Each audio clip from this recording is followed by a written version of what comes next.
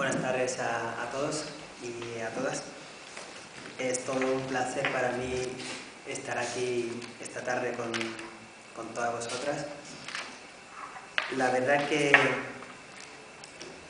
nunca me había imaginado en que algo así, lo que está ocurriendo en mi vida, algún día podría ocurrir.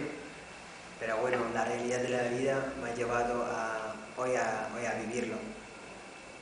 Hace casi 9 años decidí darle otra oportunidad a mi vida y me embarqué a través de un sueño a la búsqueda de un futuro mejor.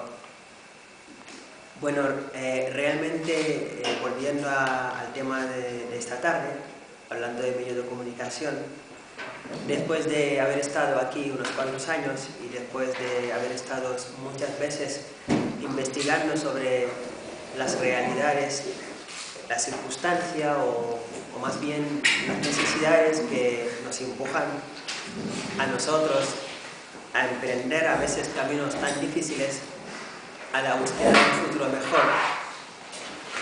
está muchas veces alimentado por esos medios de comunicación.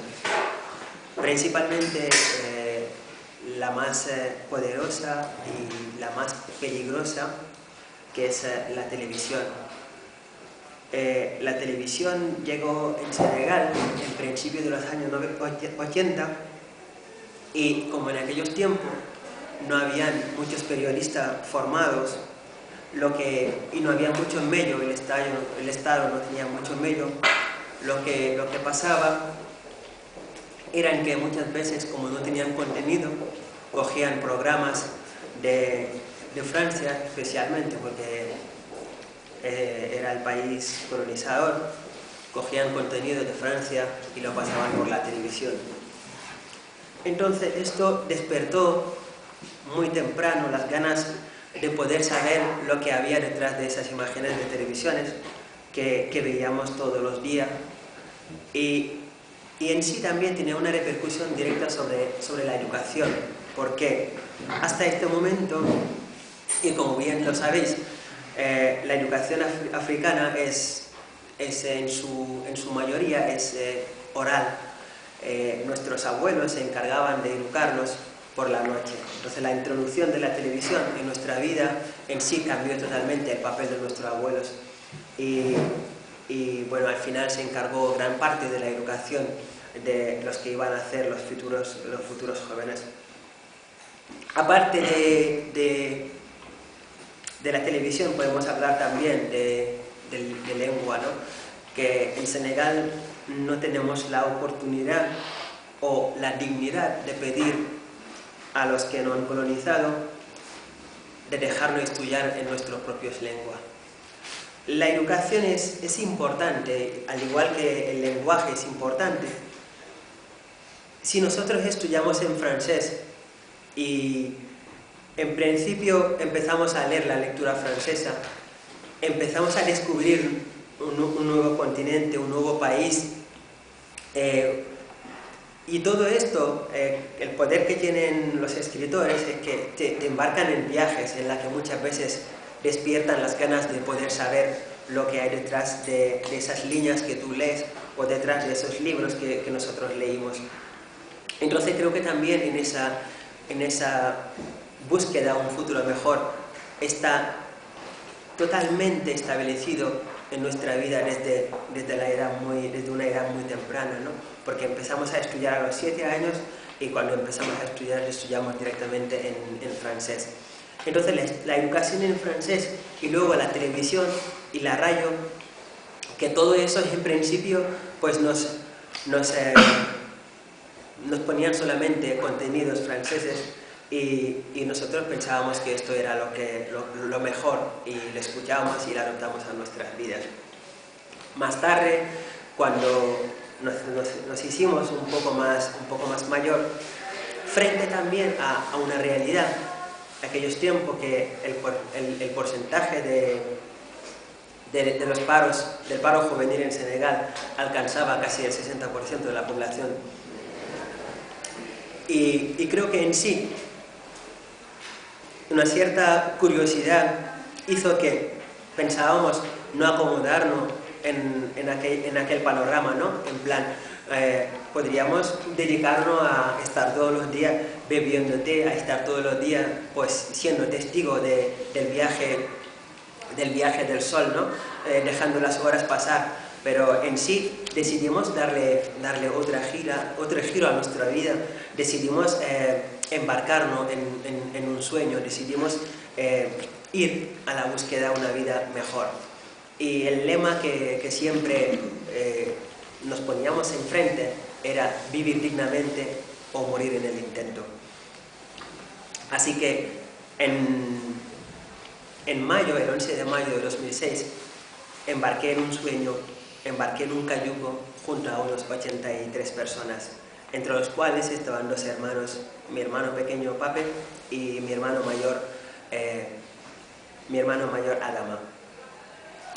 Hicimos un viaje de 8 días, 8 largos días, la verdad, y en este viaje creo que marcó un antes y un después en mi vida, porque aparte de que lo que me bombardeaba en la televisión, el poder de la imaginación también, pensando que da igual el precio del viaje, si llegas aquí todo puede cambiar.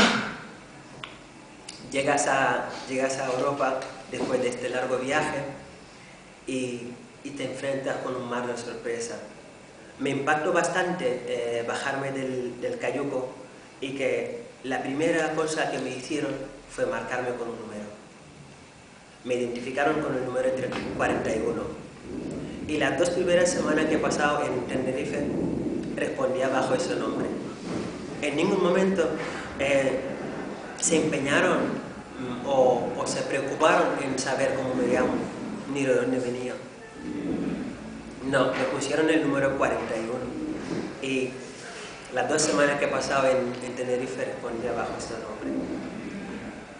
Después de estar en las Canarias, nos llevaron a la península. Y volviendo a hablar también de los medios de comunicación, en las televisiones creo que habéis sido muchos testigos de ver en los telediarios pues embarcaciones de cayucos llevando inmigrantes. Yo creo que son pocas las personas que han visto vuelos cogiendo inmigrantes de las islas para llevarle a la península. Creo que si hay una persona que la ha visto, creo que no hay ninguno que la ha visto, porque eso no se enseña. Y tampoco creo que nos hacemos la pregunta de, vale, esos inmigrantes nosotros los vemos en la televisión y sabemos que llegan hasta La Gomera o llegan hasta las Canarias, pero ¿cómo hacen para llegar hasta la península? Creo que sería interesante hacerse esa pregunta de cómo los inmigrantes llegan a la península desde Canarias. Y en esto también los medios de comunicación son unos expertos para poder manejar esa realidad. En cierto modo, España en 2006 estaba todavía en el boom del ladrillo. Se necesitaba una cuota de manos de obra barata que en cierto modo los españoles no querían trabajar. Al igual que el campo y la hostelería.